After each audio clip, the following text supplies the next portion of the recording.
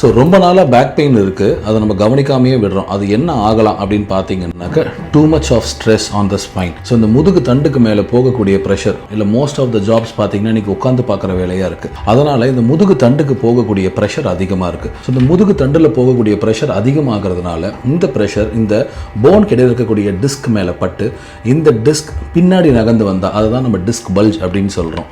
இந்த டிஸ்க் பல்ஜில் வந்து பார்த்தீங்கன்னா 4 லெவல்ஸ் இருக்குது.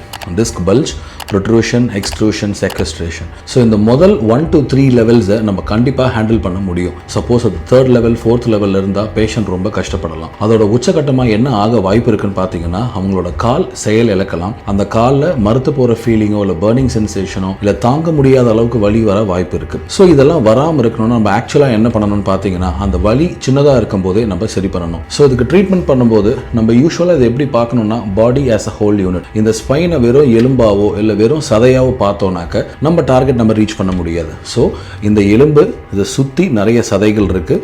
இது எல்லாம் சேர்ந்து தான் கம்ப்ரெஸ் பண்ணி அந்த டிஸ்கை பல்ஜ் ஆக வைக்குது. அது மூலியமாக தான் நர்வ் கம்ப்ரெஷன் நடக்குது. ஸோ இந்த முதுகு தண்டுக்கு மேலே இருக்கக்கூடிய ப்ரெஷரை நம்ம ரிமூவ் பண்ணணும். அந்த டிஸ்கை நம்ம ஹீல் பண்ணணும். அதுக்கப்புறமா ரெகுலராக என்னென்ன எக்ஸசைஸ் பண்ணணும்னு பார்க்கணும். அண்ட் ரெகுலராக என்னென்ன ஃபுட் ஹேபிட்ஸ் பண்ணணும்னு பார்க்கணும்.